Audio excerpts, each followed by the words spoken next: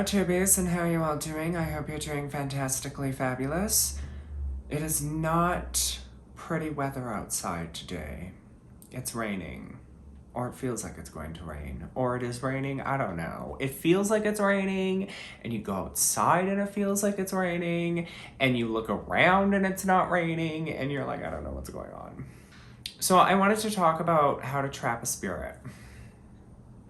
I know that not everybody in their craft works with spirits, but if you do, sometimes you might want to trap them.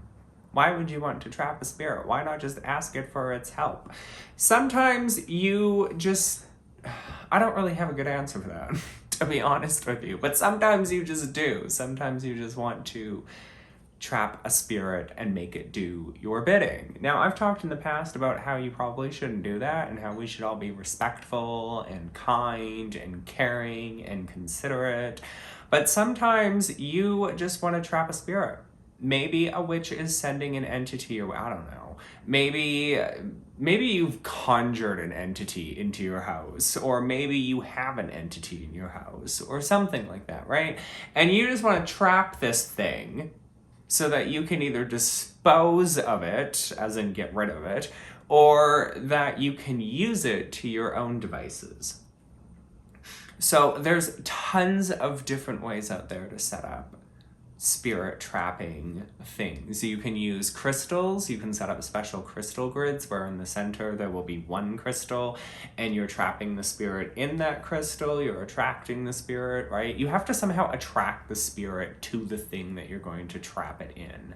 So maybe if you have a spirit that's in your house that you know is very active when somebody is smoking cigarettes, maybe, for example, right? What you could do is you could lay out offerings of cigarettes and have the thing that you want to trap the spirit in, and when you can feel the spirit's present is when you start channeling its energy into the crystal, right? It kind of feels like a TV show description that I just gave you. Like, that's what I was visualizing, was like somebody sitting in a circle of like cigarette butts, and they're just channeling and visualizing that this spirit that's it, or this entity that's in their house, is going into the crystal.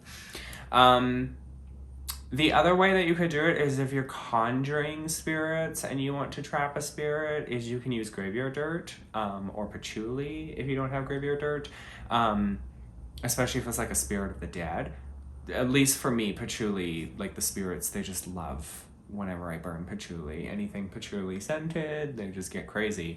So with that in mind, you could conjure the spirit into the object that you want the spirit trapped in. And the way that I would keep the spirit in there so that they can't get out is I would enchant the object. So there's some preparation that you're gonna have to do in order to do this, but the basic rundown is that you're going to need an item to put the spirit in, whether that be something you've made or something you've bought. It doesn't really matter. And it doesn't matter how big or small the item is, as long as it's an item, right? And then you just enchant the item with the intentions of holding a spirit and not allowing the spirit to escape. Okay. And then after you've done that ritual, then you'll set up another one which attracts the spirit or conjures the spirit and then channels their energy into the object, right? I probably wouldn't do this all in one night. I'd split it up over a couple of nights, right? I mean, it's a lot of energy work, and especially with the enchanting, it's a lot of visualization, and with the conjuring of the spirit, especially if you're conjuring a spirit, it can be a lot of work. But if you have a spirit in your house, then I guess you could do it all in one night. Most people don't have a spirit in their house, right? We conjure our spirits. I conjure my demons. So you could conjure, the other way to do it is that you use the special sigils, right? So if you're familiar with working with demons or entities of that sort, they usually have special sigils that you will conjure the entity into, and that traps them there. So you could come up with a special sigil that has an item on top of it, and then you conjure the spirit into that item, and as long as the item is on the sigil, they can't escape. This particular type of sigil is something that you would make unless you're working with a specific demon from the Goetia that has a sigil associated with it. In order to do this, I wouldn't just make up a sigil for, say, Boone or something like that. I would use Boone's sigil. The intentions that you're putting there when it comes to demons is that you are literally telling them you're going to stay here, and you have to be angry about it. You have to force them into not only the sigil little circle space that you've made, but you're also forcing them into the item. What I would do instead is I would conjure, say for example, Boone, and I would take one of his spirits that he comes with and ask if I can use the spirit and put it into the item. Or I could just take the spirit and be like, you're mine, you're going into this item now. Boone would not be too happy about that. I don't think any demon would be very happy about you trapping one of their spirits in an object, but at the same time, they usually come with thousands of legions, so I don't know. Caution is your friend there. But the point really is why would you do any of this? Because you can. At that point, it's really mostly just because you can. Most of the times I would ask the spirit, I would conjure and ask the spirit if they want to work with me and to be in a, like, live in a physical representation that is them.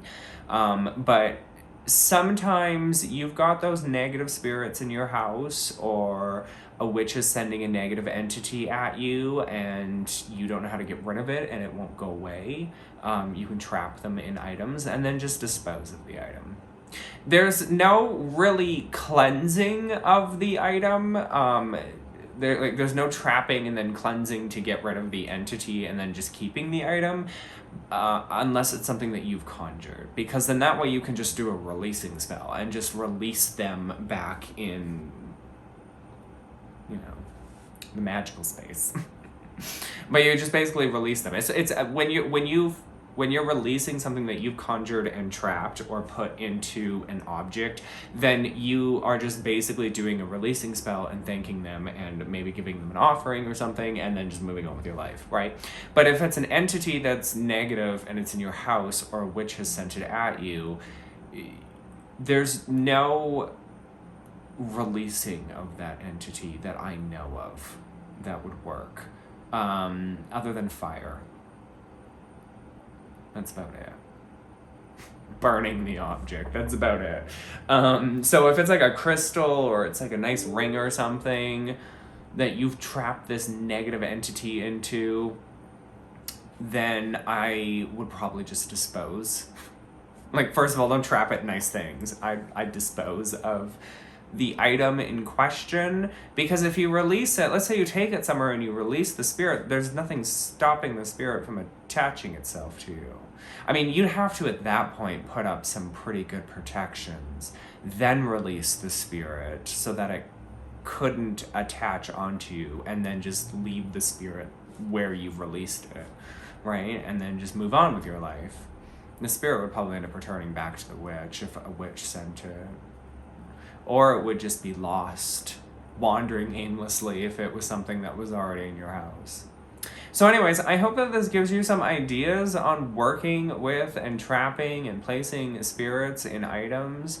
I've only done this a handful of times. One of them was a really intense experience. The other one was a really intense... They're very intense experiences is the point that I'm getting to. So caution is your friend. But the basic step is find something, enchant it to hold a spirit, and then conjure or attract the spirit to the thing, and then place the spirit in the thing. And then depending if it's a spirit that you've conjured, then release the spirit and, with the goodbyes and the thank you and the offerings. If it's a spirit that you've trapped because Cindy down the streets being mean to you, then just dispose of the item. Or put up some really damn good protections and go, I don't know, graveyard. And release the spirit there, right? I don't know. Release it wherever you want, but don't release it in your house, right? Don't release it in your backyard. Don't be like, I'm gonna take the spirit that I've trapped, that Cindy has sent me, and I'm gonna take it to my backyard and release it. What? No. Take it far away and then release it. Okay? Until next time, TBs.